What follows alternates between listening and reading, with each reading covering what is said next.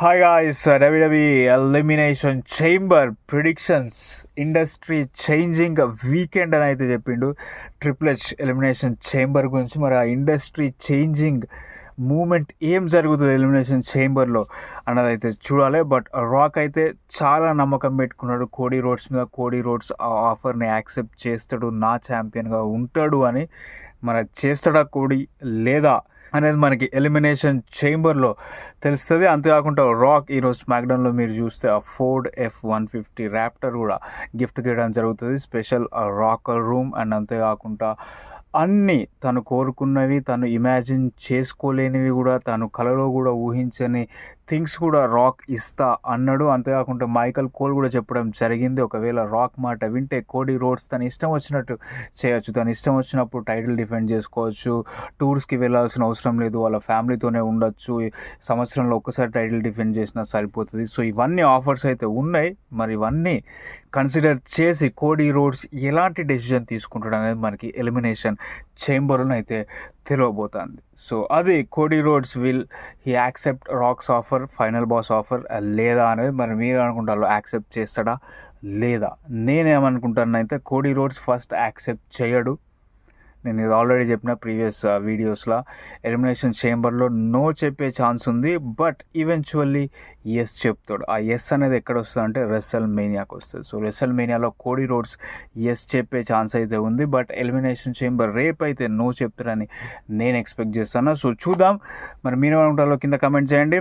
And అంతేకాకుండా elimination chamber గురించి మాట్లాడితే మెన్స్ ఎలిమినేషన్ చేంబర్లో ఆల్రెడీ స్టార్టింగ్ నుంచి చెప్తూనే వస్తున్నా జాన్ సీనా గెలవబోతాడు అని. అండ్ స్టిల్ నేను అదే బిలీవ్ చేస్తాను, John Cena men's elimination chamber అయితే గెలుస్తాడు. సో రోమన్ రైన్స్ లేటెస్ట్గా ట్వీట్ చేసిండు, తను March 21 అండ్ దాని తర్వాత ఎపిసోడ్ ఆఫ్ స్మాక్ డౌన్ రెండు యునైటెడ్ కింగ్డమ్లో జరుగుతుంది, ఒకటి ఇటలీలో జరుగుతుంది, దాని తర్వాత ఇంకొకటి ఇంగ్లాండ్లో జరిగే ఛాన్స్ అయితే ఉంది. So England or Spain somewhere around అక్కడనే యూకేలా. సో ఈ రెండు షోస్కి రోమన్ రైన్స్ అడ్వర్టైజ్గా ఉన్నాడు. రోమన్ రైన్స్తో పాటు CM పంక్ కూడా ఈ రెండు షోస్కి అడ్వర్టైజ్గా ఉన్నాడు. CM పంక్తో పాటు ఇంకొకరు కూడా అడ్వర్టైజ్గా ఉన్నారు, వాళ్ళు ఎవరో కాదు, Seth freakin Rollins. So Seth Rollins కూడా ఉంటారు. సో మరి వీళ్ళు ముగ్గురు ఈ షోస్కి అయితే స్మాక్ డౌన్ అవైలబుల్గా ఉన్నారు. రాయల్ రంబల్లో ఏం జరిగిందో మనం చూసినాం. సెత్ రాలిన్స్ రోమన్ రైన్స్ పైన దాడి చేసిండు, రోమన్ రైన్స్ ట్వీట్ చేసిండు, నేను రిసీట్స్ తీసుకోవడానికి వస్తున్నా అని. ఎవరైతే నా పైన దాడి చేసిలో లేకపోతే వాళ్ళపైన ప్రతీకారం తీర్చుకుంటా అన్నట్టుగా ఇండైరెక్ట్గా ట్వీట్ అయితే చేసిండు ఆ రోమన్. సో మరి రోమన్ ఎలిమినేషన్ చేంబర్లో వచ్చి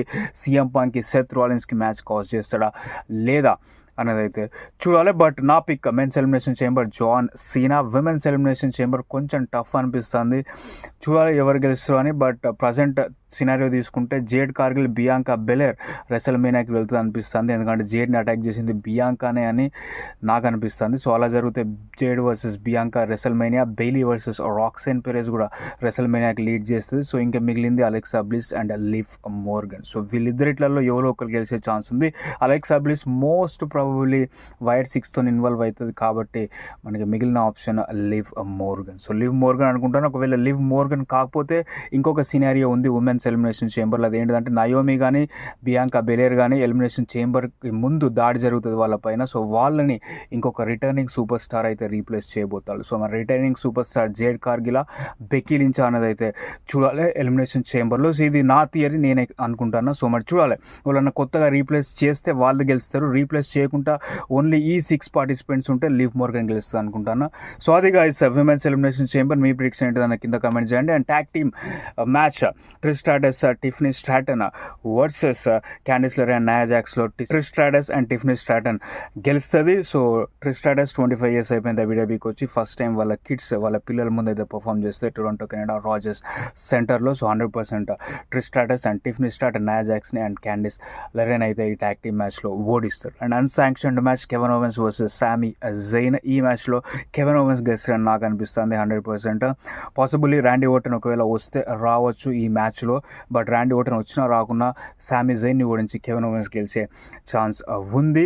ఒకవేళ ర్యాండీ వస్తే ర్యాండీ వర్సెస్ కెవెన్ ఓవెన్స్ రెసల్ మేనియాకి లీడ్ చేస్తుంది. సో అది గైస్ ఎలిమినేషన్ చేంబర్ ప్రిడిక్షన్స్ నావి. మరి మీరేం ప్రిడిక్ట్ చేస్తారు, ఏం సర్ప్రైజ్ ఉంటాయి అనుకుంటారు అనేది కింద కమెంట్ చేయండి. Thank you so much for watching. అంతేకాకుండా NXT విమెన్స్ ఛాంపియన్ జూలియాకి ఇంజురీ అయినట్టుగా తెలుస్తుంది. ఒకవేళ ఇది నిజమైతే జూలియా వర్సెస్ స్టెఫనీ వకేరా రోడ్ బ్లాక్లో మ్యాచ్ ఉంది కదా, సో ఆ మ్యాచ్లో స్టెఫనీ వాకేర్ జూలియాని ఓడించి డబుల్ ఛాంపియన్ అవుతుంది. ఆల్రెడీ నార్త్ అమెరికన్ ఛాంపియన్గా ఉంది స్టెఫనీ వాకేర్. సో జూలియాని ఓడిస్తే నెక్స్ట్ విమెన్స్ ఛాంపియన్ కూడా అవుతుంది. అండ్ ఇంజురీ ఉంది కాబట్టి జూలియాకి కొన్ని మంత్స్ దూరం అయ్యే ఛాన్స్ అయితే ఉంది. సో అది స్టోరీ గైస్. అండ్ అవి thank you so much for watching.